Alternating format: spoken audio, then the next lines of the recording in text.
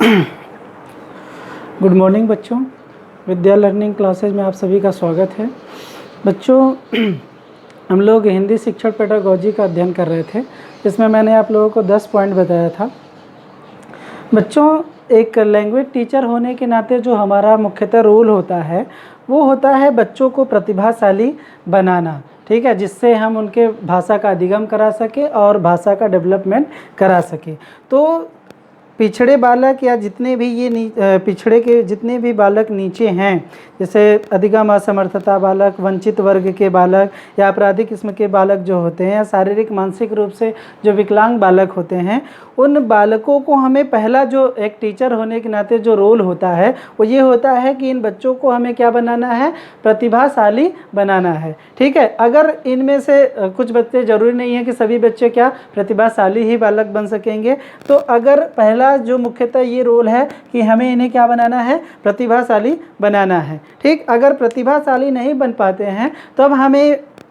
क्या बनाना है, बच्चों को सृजनशील या सृजनात्मक बालक बनाना है। ठीक है, और सृजनशील भी नहीं बनते हैं तो कम से कम उनको रचनात्मक बालक बनाना ही बनाना हमारा क्या है, मोटिव है, जिससे कहीं ना कहीं उनके भाषा का अधिगम हो सके, भाषा का विकास हो सके। ये हमारा मुख्यतः 3 उद्देश्य होता है एक टीचर होने के नाते, कि हम बच्चे को क्या कर सके, प्रतिभाशाली बना सके, सृजनशील बना सके और रचनात्मक बालक बना सके। ठीक है,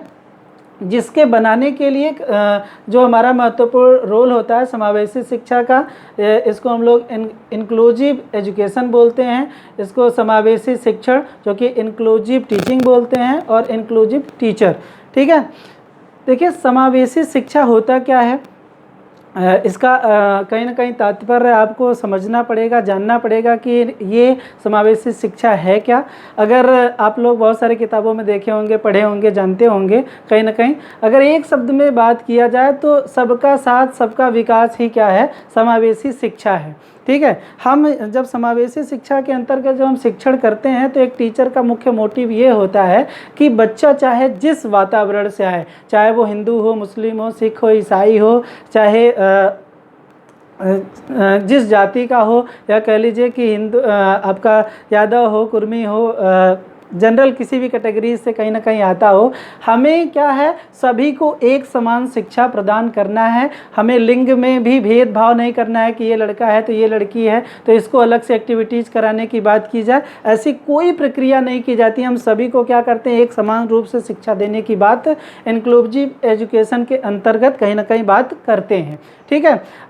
और यहाँ पे जो विद्यालय की बात की जाती है वो सामान्य से विद्यालय की बात की जाती है, जिसमें कि सामान्य विद्यालय का आप लोग तात्पर्य समझते होंगे कि अगर दीवारें हैं या नहीं हैं कोई मतलब नहीं रहता है, या फिर वहाँ पे अगर बात किया जाए कि शौचालय की व्यवस्था है कि नहीं, पेयजल की व्यवस्था है कि नहीं, यहाँ पे ऐसी कोई सुविधाएँ है कि नहीं, इससे कोई तात्पर्य समावेशी शिक्षा का नहीं होता है। या फिर कक्ष की अगर बात किया जाए तो कक्षा में फ़ैन लगा है कि नहीं, लाइट लगा है कि नहीं, तब भी टीचर को कहीं ना कहीं बच्चों को पढ़ाना होता है, क्योंकि आपके पास इतनी स्किल्स हैं, आपके पास कहीं ना कहीं शिक्षण सूत्र हैं, आपके पास शिक्षण विधियां हैं, या तमाम ऐसे TLM का प्रयोग करके कहीं ना कहीं बच्चों को आप सिखाते हैं, पढ़ाते हैं, जिससे बच्चा अधिक से अधिक सीख सके, अधिक से अधिक जिज्ञासु हो सके, अपनी आयु, क्षमता, दक्षता के अनुसार वो सीख करके कहीं ना कहीं भाषा का डेवलपमेंट कर सके। यही हमारे इंक्लूसिव एजुकेशन का मुख्य मोटिव होता है, और इस बात को कहीं ना कहीं NCF भी स्वीकार करता है कि आप कभी भी पढ़ाने या कहीं ना कहीं टीचिंग करते समय आप ये नहीं कह सकते हैं कि हमारे सामने ये समस्या है, विद्यालय में पानी भर गया है, हम टीचिंग नहीं कर सकते हैं। आप NCF 2005 भी कहीं ना कहीं इस चीज़ को स्वीकारता है कि टीचर के सामने कोई समस्या नहीं होती है, टीचर्स के सामने चुनौती हो सकता है, जो कि हम अगर अच्छे से उस पर कार्य करें, अपने टीचिंग स्किल्सों का प्रयोग करें, शिक्षण सूत्रों का प्रयोग करें, या फिर प्रिंट संबंधी जो समृद्ध सामग्रियां हैं उनका प्रयोग करके अगर बच्चों को सिखाएं तो हम बहुत अच्छे तरीके से बच्चों को सिखा सकते हैं, बता सकते हैं। तो एक टीचर होने के नाते टीचर किसी भी वातावरण में बच्चों को सिखा सकता है, बता सकता है, उसको कहीं ना कहीं सिखाने के लिए समस्याएं नहीं होती हैं बल्कि चुनौतियां होती हैं, और वो चुनौतियों के रूप में प्रतिभाशाली बालक कहीं ना कहीं उसके सामने चुनौती होता है। सृजनशील बनाना कहीं ना कहीं बच्चे को टीचर्स के सामने चुनौती होता है। रचनात्मक बालक बनाना कहीं ना कहीं टीचर्स के सामने चुनौती हो, क्योंकि उसके पास विविध प्रकार के विशिष्ट बालक होते हैं जिनको हमें समावेशी शिक्षण के अंतर्गत बच्चों को जिज्ञासापूर्ण शिक्षण देना रहता है और उनको समान रूप से शिक्षा प्रदान करना रहता है, जिससे उनका ओवरऑल पर्सनालिटी डेवलपमेंट हो सके। तो टीचर्स, अगर हम बात करें शिक्षक का जो मुख्य रोल होता है, वो शिक्षक ये उसके पास इतनी स्किल्स होती है कि बच्चे को कहीं ना कहीं वो स्कूल्स के बाहर भी सिखा सकता है। सीखने की कोई प्रक्रिया है, वो कहीं ना कहीं ज़रूरी नहीं है कि विद्यालय में ही सिखाया जाए, है कि नहीं। तो कहीं ना कहीं विद्यालय के बाहर भी सिखा सकता है, उसको खड़े होकर के सिखा सकता है, बैठ करके सिखा सकता है, चलते चलते भी कहीं ना कहीं बच्चे को टीचिंग कराई जा सकती है, सिखाई जा सकती है, उसका भाषा का अधिगम कराया जा सकता है। ठीक है। उसके बाद है प्रगतिशील शिक्षा या समन्वयवादी शिक्षा। समन्वयवादी शिक्षा का जो तात्पर्य होता है कि टीचर, समन्वय का मतलब, हमने एक बार, आप पिछला वीडियो अगर देखे होंगे तो हमने बात किया था द्विभाषी ना, या फिर दूसरी जो भाषा होती है हमारी, तो कभी भी जो दूसरी भाषा होता है वो सीखने में या गति प्रदान करने में बाधा उत्पन्न नहीं करती है।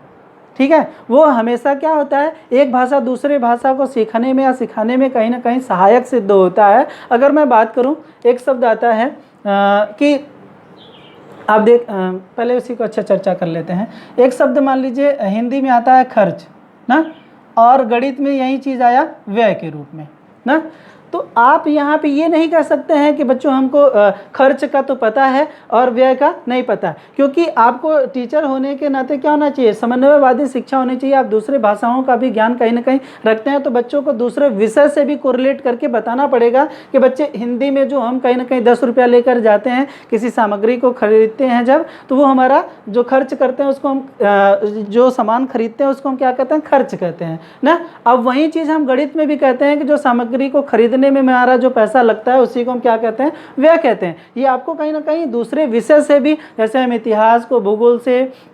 फिर उसके बाद भूगोल को अर्थशास्त्र से, अर्थशास्त्र को कहीं ना कहीं नागरिक शास्त्र से या अन्य विषयों से भी कोरिलेट करके हम कहीं ना कहीं पढ़ाने का, बताने का प्रयास करते हैं। तो एक भाषा टीचर्स के सामने कहीं ना कहीं समन्वय शिक्षा की भी बात आती है। अब बात करते हैं प्रगतिशील शिक्षा की। प्रगतिशील शिक्षा देखिए वो शिक्षा है जो कि अगर बच्चा जब प्रारंभिक रूप से जब शिक्षा प्रारंभ करता है, तो जरूर नहीं है कि वहाँ का जो शिक्षा उसका प्रारंभ होता है, अधिगम होता है, तो वो सुनने से ही प्रारंभ हो। सुनने से कहीं ना कहीं प्रारंभ नहीं होता है, बोलने से सबसे पहले माना जाता है कि जब बच्चा बोलने लगता है, अपने शब्दों को कोरिलेट करके अपने कम्युनिकेशन जब उसका डेवलपमेंट होने लगता है, तब कहीं ना कहीं हमारी प्रगतिशील शिक्षा मानी जाती है। अगर मैं बात करूं कि एक बच्चा जब प्राथमिक स्तर में कक्षा 6 का हो या 5 का हो ना, जब वो आता है तो कहीं ना कहीं कुछ शब्द अपने लेकर के आता है, कुछ न कुछ पहले से वो सीखा रहता है। उसका ज्ञान का भंडार कहीं ना कहीं उसके घर परिवार समाज वातावरण से कुछ न कुछ वो सीखा रहता है ना। और जो हमारा विद्यालय में 210 दिन का वर्किंग डे होता है, आप देखे होंगे कि चाहे विद्यालय आपके, जब तक ये 210 दिन का वर्किंग डे नहीं होगा तब तक कहीं विद्यालय आप देखे होंगे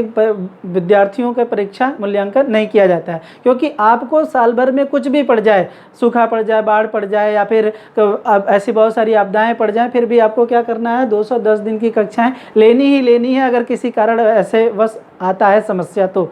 आपको संडे को भी अगर विद्यालय खोलना है तो आप खोलेंगे, आपको शनिवार को भी विद्यालय खोलना है तो खोलेंगे। अगर आपको होली, दीपावली, अन्य समारोह में भी अगर विद्यालय खोलने पड़ते हैं, तो कहीं ना कहीं ये 210 दिन विद्यालय चलाने के लिए आपको विद्यालय कहीं ना कहीं खोलने पड़ते हैं। आप देखे होंगे कि बहुत सारे ऐसे कक्षाएँ जो संडे को भी चलती हैं, क्योंकि हमारा जो मोटिव होता है बच्चों को साल भर में 210 दिन का क्लास चलाना ही चलाना। अगर नहीं चल पाता है तो कहीं ना कहीं इसके लिए जो हमारे डीएम होते हैं या जो शिक्षा मंत्री होते हैं, उसके कहीं ना कहीं वो जिम्मेदार माने जाते हैं। मैं बात कर रहा था कि अगर आप देखे होंगे कि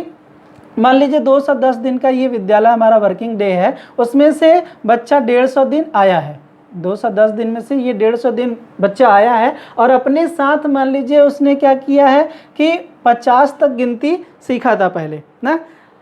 तो वो पहले 50 तक सीखा, लेकिन आपने क्या किया, 150 दिन उसको पढ़ाया, बच्चे को 120 दिन या 100 दिन ही पढ़ाया है मान लीजिए, लेकिन उसने क्या किया, 50 कि गिनती के आगे उसने कुछ नहीं सीखा ना, अगर वो कुछ नहीं सीख पाता है तो आप कहीं ना कहीं एक टीचर नहीं है बल्कि क्या है, सामान्य से व्यक्ति हैं। क्योंकि आपने 150 दिन में उसको बच्चों को 50 से आगे अगर आगे गिनती नहीं सिखा पाया तो आप एज ए टीचर नहीं माने जाएंगे, आप क्या है, एक सामान्य से टीचर हैं। क्योंकि वो तो पहले से ही 50 तक गिनती कहीं ना कहीं बच्चा सीख करके आया था ना कुछ अपनी भाषा वो सीख करके आया था, अधिगम किया हुआ था। अगर आपने उसके आगे कहीं ना कहीं उसके शब्दों के नहीं सिखा पा रहे हैं, नहीं बता पा रहे हैं, गिनती गिनवाना अगर 50 के आगे नहीं सिखा पाए हैं तो आप क्या हैं, एक सामान्य से व्यक्ति हैं, टीचर नहीं है। टीचर का मतलब ये होता है कि बच्चे को कहीं ना कहीं जो उसने सीखा है उसको आगे लेकर के चले। ठीक है,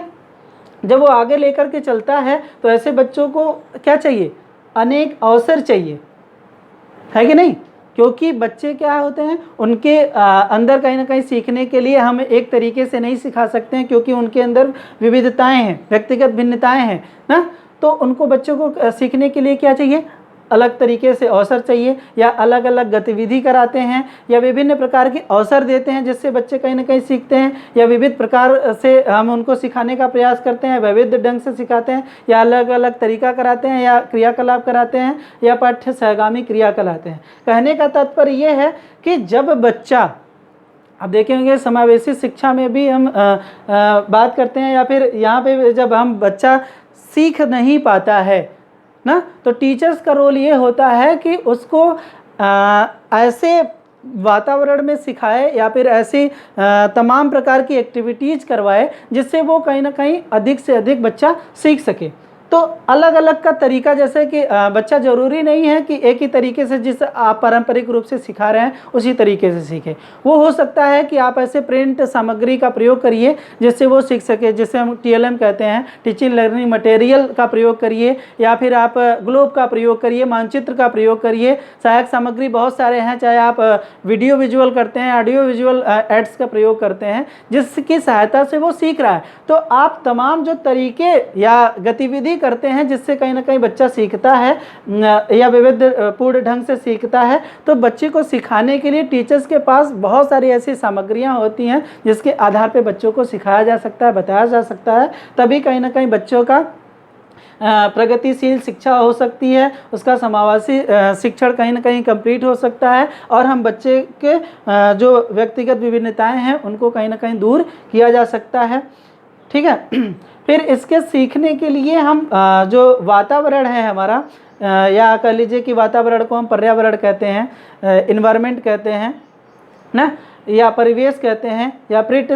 समृद्ध परिवेश या वातावरण जो कहते हैं, ये भी कहीं ना कहीं बच्चे को सीखने में बहुत सहायक सिद्ध होता है। बच्चा जब कहीं ना कहीं आप ऐसा वातावरण देंगे जहाँ पर बच्चा का अधिगम अधिक से अधिक हो सके, भाषा का विकास हो सके। कहीं ना कहीं आप देखे होंगे कि ये वाटसन महोदय थे, या आपके एक और राइटर हैं जिन्होंने मनोवैज्ञानिक है, जिन्होंने ये कहा था कि आप मुझे बचपन अवस्था में ही बच्चे को दे दीजिए, हाँ, आप जो कहिए सो मैं उस बच्चे को बना दूंगा। क्यों? क्योंकि मैं उस बच्चे को एक ऐसा वातावरण क्रिएट करके दूंगा, ऐसा पर्यावरण क्रिएट करके दूंगा, चाहे आप डॉक्टर कहिए, इंजीनियर कहिए, बढ़ई कीजिए, डाकू कहिए, चोर की कहिए, जो कहिए मैं उसको बना करके आपके सामने दे दूंगा। क्योंकि कहीं ना कहीं उसको एक ऐसा एटमॉस्फेयर दिया जाता है, परिवेश ऐसा दिया जाता है जिसमें बच्चे के सीखने की क्षमता जो होती है, जिज्ञासा जो होती है, आयु के स्तर कहीं ना कहीं उसको सिखाया जाता है, बताया जाता है। जो ये प्रिंट समृद्ध वातावरण बच्चे को जब दिया जाता है, जैसे कि अगर मैं बात करूं कि विद्यालय में आप देखे होंगे बहुत सारे ऐसे चार्ट लगे रहते हैं, प्रोजेक्टर लगे रहते हैं ना, तमाम बहुत ऐसे कहीं ना कहीं आप देखे होंगे कि जो ये महान दार्शनिकों के चित्र लगे रहते हैं, जिसकी सहायता से बच्चों को हम सिखाने का, बताने का प्रयास करते हैं, और बच्चे कहीं ना कहीं ये जो प्रिंट समृद्ध जो कहीं ना कहीं सामग्री है उसकी सहायता से भी बहुत ज़्यादा सीखने का वो प्रयास करते हैं। तो कहीं ना कहीं एक ऐसा वातावरण बच्चे को अगर दिया जाता है जहाँ उसकी अधिगम क्षमता डेवलपमेंट होती है, या फिर कह लीजिए कि उसके भाषा का विकास ज़्यादा होता है, तो बच्चे को ऐसा वातावरण क्रिएट करके जब दिया जाता है तो वो उनकी अधिगम क्षमता कहीं ना कहीं ज़्यादा डेवलपमेंट होती है। और सीखने में वातावरण के साथ साथ कहीं ना कहीं चामस्की महोदय जो थे वो ये कहते हैं कि समाज बच्चा सिर्फ विद्यालय से ही नहीं सीखता है, क्योंकि पहले के समय में मान लीजिए कि विद्यालय नहीं था तो क्या बच्चे या व्यक्ति कोई सीखता ही नहीं था, सीखता था वो कहीं ना कहीं अपने समाज से सीखता था, फिर सामाजिकरण से सीखता था, सामाजिक अंतःक्रिया करके सीखता था, वाक अंतःक्रिया करके सीखता था, या सामान्यीकरण करके सीखता था। ये सामान्यीकरण क्या होता है, थोड़ा सा इसको भी समझते हैं। सामान्यीकरण ये होता है कि जब हम कहीं ना कहीं बच्चे को कोई भी चीज़ पढ़ाते हैं, जैसे मान लीजिए कि मैं बच्चों को महात्मा गांधी के बारे में पढ़ा रहा हूँ, ठीक है। जब महात्मा गांधी के बारे में मैं बच्चों को पढ़ा रहा हूँ तो वहाँ पढ़ाने के पश्चात मैं बच्चों से पूछो कि आपने महात्मा गांधी के बारे में क्या समझे या क्या जानते हैं, तो बच्चा कहा कि महात्मा गांधी हमारे राष्ट्रपिता थे ना, एक बहुत बड़े दार्शनिक थे, या कह लीजिए समाज सुधारक थे। अगर बच्चा महात्मा गांधी के बारे में कुछ शब्दों में व्यक्त कर पा रहा है तो हम उसको कहते हैं सामान्यीकरण ना। कहीं ना कहीं बच्चा क्या किया, पूरे उस महात्मा गांधी के जीवन परिचय को पढ़ा और उसने अपने बातों में उसको क्या किया, व्यक्त करने का प्रयास किया। वो कहीं ना कहीं वाक अंतःक्रिया कर रहा है, जो उससे पूछा जा रहा है वो क्या कर रहा है, वो टीचर्स के सामने या किसी व्यक्ति के सामने प्रस्तुत करने का प्रयास कर रहा है, वो वाक अंतःक्रिया कर रहा है, ठीक है। फिर उसके बाद सामाजिक अंतःक्रिया, जो समाज में कहीं ना कहीं वो अपने चीज़ों को कम्युनिकेशन करता है, कहीं ना कहीं अपने चीज़ों को रखता है, बताता है। जो भी समाज में व्यक्ति उससे कुछ भी चीज़ें पूछता है तो अपनी चीज़ों को प्रस्तुत करता है, बताता है। जो भी कहीं ना कहीं संगोष्ठी होती है या कुछ ऐसे क्रियाकलाप होते हैं जिसमें बच्चा सामाजिक अंतःक्रिया करने लगता है, अपने घर में, परिवार में, वातावरण में, अपने समूह में, अपने दोस्तों के कहीं ना कहीं समूह में वो क्या करता है, सामाजिक अंतःक्रिया करना सीख लेता है। समाज के साथ कहीं ना कहीं वो जो भी चीज़ें रहती हैं उसको प्रस्तुत करने लगता है, आदान प्रदान कहीं ना कहीं वो चीज़ें करने लगता है, भाषा का डेवलपमेंट कहीं ना कहीं ये करने लगता है, ठीक है। तो जो आप देखे होंगे कि जो मनोवैज्ञानिक थे उनका ये कहना था कि जो सामाजिक अंतःक्रिया है, सामाजिक अंतःक्रिया को आप वाइगोस्की ने दिया था, और जो सामान्यीकरण है वो कहीं ना कहीं आप देखे होंगे कि पियाजे कहते हैं कि बच्चा जब सामान्यीकरण सीख जाता है या सामाजिक अंतःक्रिया करना सीख जाता है तो हम ये एक एज ए लैंग्वेज टीचर हम ये मानते हैं कि बच्चे का कहीं ना कहीं ओवरऑल पर्सनालिटी डेवलपमेंट हो रही है, ठीक है। अगर इनमें से अगर आपको कहीं भी ऐसी गतिविधि दिखाई दे, 4 ऑप्शन जो आप लोग कहते हैं, जिसमें अगर दिखाई दे कि बच्चा अगर बात कहूँ एक तरीके से, अगर मैं आपको बताऊँ कि मैं अगर बच्चे को सिर्फ ब्लैक बोर्ड पे लिख दे रहा हूँ जिसको वो उतार के सीख रहा है, और वहीं पे मैं एक्टिविटीज़ करवा रहा हूँ जिसमें बच्चे को मैं ब्लैक बोर्ड पे लिख भी रहा हूँ, बोल भी रहा हूँ, और कहीं ना कहीं उससे सहायक सामग्री अगर कोई डायग्राम है उसको दिखा करके भी उसको सिखा रहा हूँ, तो सबसे ज़्यादा बच्चा किससे सीखेगा? क्या ब्लैक बोर्ड पे लिखे हुए सामग्री से सीखेगा? नहीं, जिसमें मैं अधिक से अधिक एक्टिविटीज़ करा रहा हूँ, अलग अलग तरीके करा रहा हूँ, विभिन्न प्रकार के अवसर दे रहा हूँ, जिसमें विविध प्रकार के अवसर करा रहा हूँ, जिसमें अनेक अवसर दे रहा हूँ बच्चे को, या अनेक प्रकार की क्रियाकलाप करा रहा हूँ, जिसमें मैं क्या कर रहा हूँ, बच्चे को बोल भी रहा हूँ, ब्लैक बोर्ड पर लिख भी रहा हूँ, या प्रिंट समृद्ध सामग्री के साथ भी समझा रहा हूँ, उसमें बच्चा सबसे ज़्यादा सीख रहा है। तो जहाँ भी आपको ऐसे चीज़ें क्वेश्चन में दिखाई दे, सर्वथा वो क्या होगा, आपका करेक्ट आंसर होगा। या फिर कह लीजिए कि मैं अगर कहूँ कि बच्चा एक तरीके से और भी आप देखे होंगे कि प्रश्न में पूछा जाता है कि बच्चा सुन के सीख रहा है या पढ़ के सुन के सीख रहा है, या फिर सुन के पढ़ के बोल के सीख रहा है, या चौथा ऑप्शन में देता है कि बच्चा सुन रहा है, उस चीज़ को पढ़ रहा है, बोल रहा है और लिख भी रहा है, चिंतन भी कर रहा है। अगर देखिए पहले में क्या था, एक था, दूसरे में वही चीज़ें दो चीज़ें जुड़ गई, तीसरे में 3 चीज़ें, लेकिन चौथे में क्या है, सारी चीज़ों को सम्मिलित कर लिया है। इसका मतलब यह है कि सबसे ज़्यादा एक्टिविटीज़ जिसमें कराई जा रही है वो आपका क्या होगा, करेक्ट आंसर होगा। तो जहाँ पर आपको विभिन्न अवसर दिए जाएँ, अलग अलग तरीके से कराया जाए या क्रियाकलाप अधिक कराया जाए, वो आपका क्या होगा, हमेशा एग्जैक्ट आंसर होगा, ठीक है। फिर उसके बाद कह रहा है कि बच्चा कहीं ना कहीं सामाजिक जब अंतःक्रिया करना सीख जाता है तो उसको हम कहीं ना कहीं सिखाते हैं जब मातृभाषा का प्रयोग करके ना। सबसे ज़्यादा जो बच्चा सीखता है वो मातृभाषा अपने माता की जो भाषा होती है, जो माता की लैंग्वेज होती है, क्योंकि हमारी जो प्राथमिक गुरु मानी जाती हैं वो हमारा कौन सी, वो माता ही गुरु मानी जाती हैं। क्योंकि जब बच्चा पैदा होता है तो माँ ही सबसे पहले उसको बोलना डोलना सारी क्रियाकलाप सिखाती हैं। सबसे पहले वो माँ के संपर्क में ही रहता है। तो कहीं ना कहीं शिक्षा की जो हमारी प्राथमिक गुरु होती हैं वो माता ही होती हैं। माता के बाद कहीं ना कहीं बच्चे का जो समूह होता है, जहाँ पे वो खेलता है कूदता है, वहाँ पे उसका भाषाई विकास ज़्यादा होता है। फिर उसके बाद कहीं ना कहीं आप देखे होंगे कि घर परिवार का रोल आता है। जब बच्चा घर में अपने माता पिता से या फिर माता को छोड़ दीजिए, अन्य जो सदस्य रहते हैं, दादा दादी चाचा चाची, फिर या फिर कह लीजिए कि भाई बहन, जो भी सदस्य रहते हैं उससे भी कहीं ना कहीं भाषा का वो अर्जित करता है या सीखता है वहाँ पे। फिर उसके बाद इन तीनों या चारों प्रोसेस के बाद कहीं ना कहीं विद्यालय का रोल आता है कि नहीं। ये सारी क्रियाकलाप कराने के पश्चात कहीं ना कहीं वो बालक विद्यालय में प्रवेश करता है और विद्यालय में आकर के वो सीखता है। ठीक है। तो अगर पूछा जाए आपसे, यहाँ पे अगर प्रश्न बनते हैं कि जैसे पूछा जाता है कि इनमें से प्राथमिक बच्चे का गुरु माना जाता है, तो सबसे पहले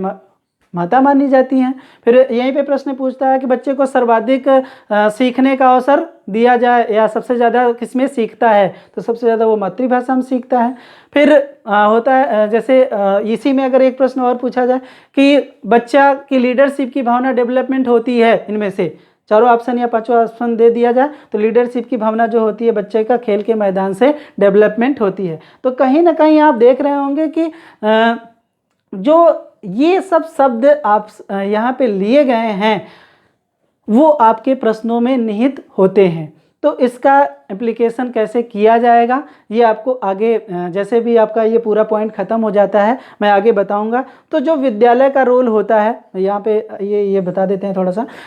जो विद्यालय का रोल होता है, टीचर देखिए कहीं ना कहीं विद्यालय में जब बच्चा पहुंचता है तो वो कुछ अपने माता पिता से, घर से, परिवार से, मैदान से कुछ न कुछ लेकर के जाता है वो सीखने के लिए। पहले से कुछ न कुछ उसका पूर्व ज्ञान रहता है और उसी मातृभाषा का प्रयोग करके उसके पूर्व ज्ञान के आधार पर ही टीचर कहीं ना कहीं सिखाने का, बताने का प्रयास करता है, जिससे बच्चा अधिक से अधिक भाषा का अर्जन करता है, भाषा का अधिगम करता है और भाषा का डेवलपमेंट करता है। और जो हम मानते हैं कि भाषा का जब अर्जन कर लेगा, भाषा का डेवलपमेंट कर लेगा तो बच्चा प्रतिभाशाली की ओर अग्रसर होता है। ठीक है। तो ये थे आज के लगभग 16 पॉइंट आपके कंप्लीट हो गए। इसके आगे आपको नेक्स्ट वीडियो में बताया जाएगा। अभी के लिए इतना ही।